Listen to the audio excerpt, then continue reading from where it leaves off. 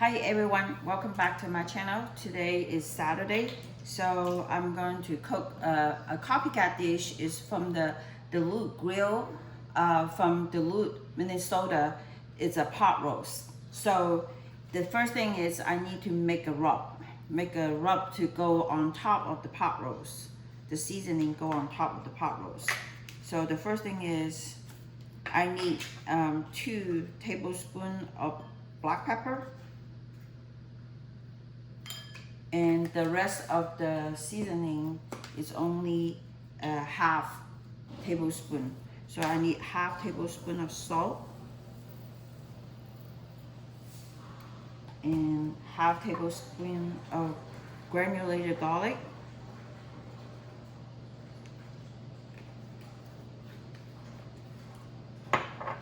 and half tablespoon of caraway seed.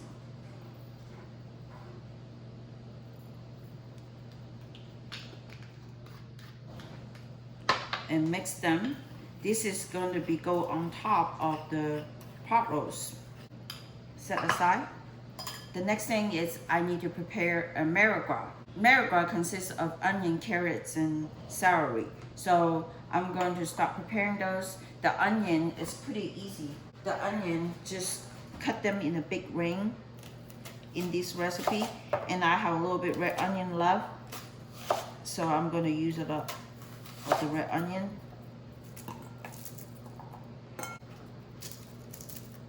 and white onion,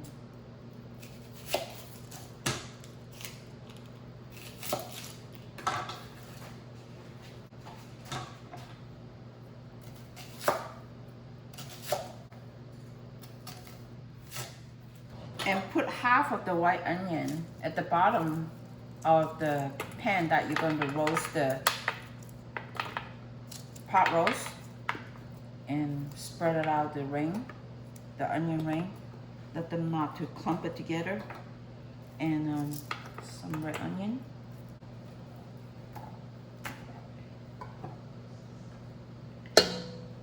And I'm going to prepare some of the carrot. I'm going to peel it and dice them. I have 6 carrots that I peel it and then remove the top. Then 3 of them, you cut them, save 3 of them for the top of the roast. The other 3 you just put at the bottom. And then you cut them in a small ring like these. You cut them in a small ring and spread it at the bottom of the roast pan.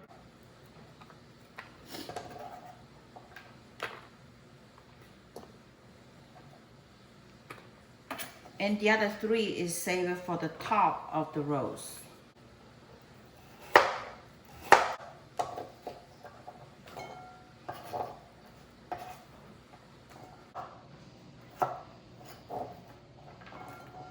Half of the celery go to the bottom of the roast, and then the other half go on top of the roast. Same thing as the carrot and onion. So I'm going to chop the celery,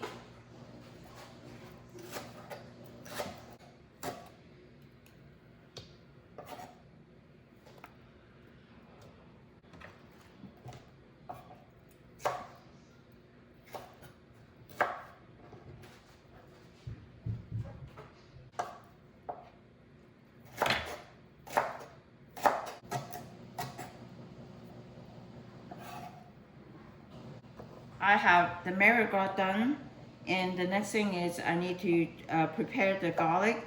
I remove the little stem on the top, and then I start with mince them so I can smear them all over the roast.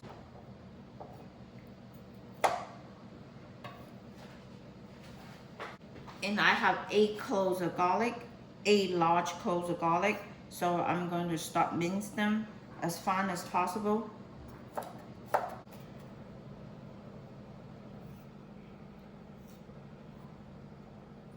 So I have this piece of ribeye. I trim out all the fat. I'm going to let it sit on top of the mirepoix. This is piece of beef. It's about 7 pounds. and I remove all the fats on top. And now I'm ready for the next step. The next step is put the garlic on top first. I'm gonna rub all the garlic on top. Before I go too far, I need to stab them first. Stab them like a murder. So when you stab them, your knife go into a different direction. Some of them go horizontal, some of them go vertical. So that will let the seasoning go in there a little bit slightly different. So I'm done stabbing, and I'm going to continuously put the rest of the garlic on top.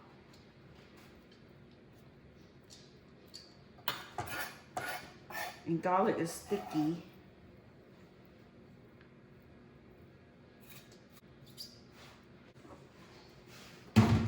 After you've done all the garlic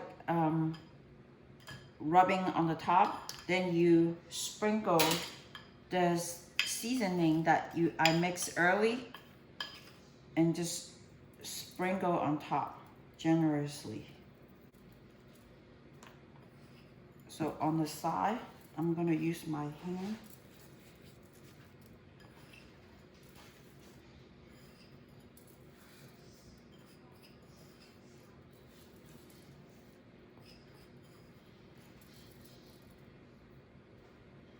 Okay, the rub is done, and pour the rest of the mirepoix on top,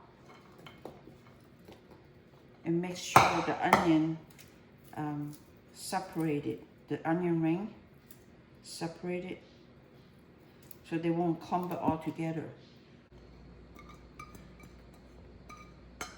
The last thing is water, and you want to pour water kind of to the edge of the roast. This is 7 pounds, so I have 7 cups of water, pour kind of halfway to the roast.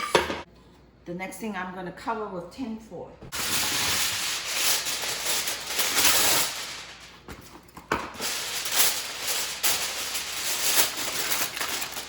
It will take about 4 to 5 hours to get it done cooking. I already preheat the oven 325. I'm going to get everything ready and stuck it in the oven. It's 12 o'clock. I put the pot roast in the oven with the temperature 325 degree. The Wolf oven, they have a differential of only plus or minus 2 degrees, so it's very accurate. The meat is in the oven for 4.5 hours, so I'm gonna take it out and let it cool, because let it rest, not cool. Meanwhile, I'm gonna strain this juice to make the gravy. In order to do that, I need to have these and pour it into the other pot.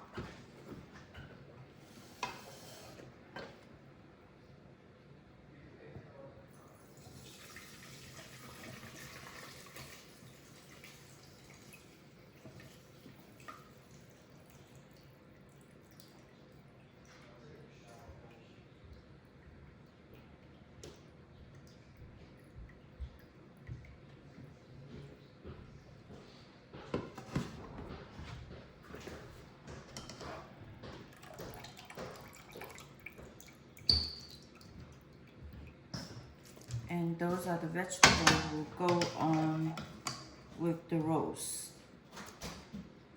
Okay, I have strained all the vegetable out, and I'm going to make the gravy.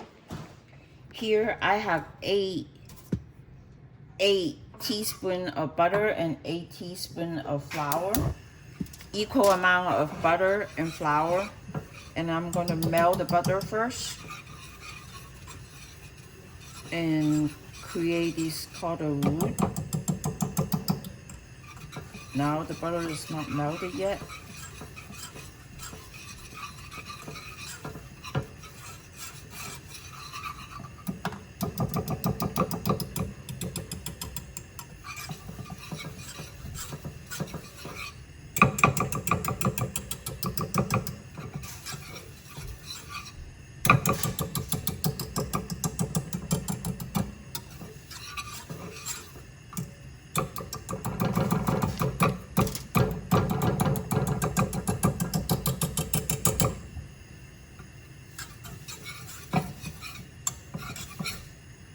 butter and the flour is mixed, so this is a good time. Let me reduce the heat so prevent to burn myself.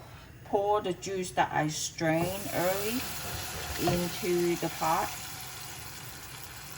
and potentially it may be too much juice, not enough flour, so just pour half to adjust accordingly. And at this moment looks like I need a little bit more juice.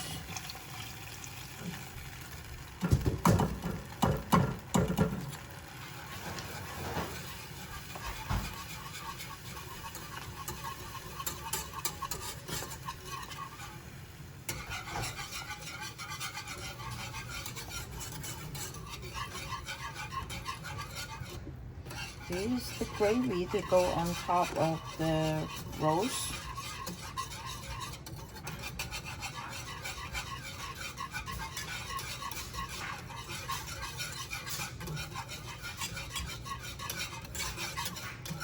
Pretty consistent, not lumpy. And I'm going to, because it's a little kind of thick, so I'm going to use up all the juice coming from the roast to make it not as thick.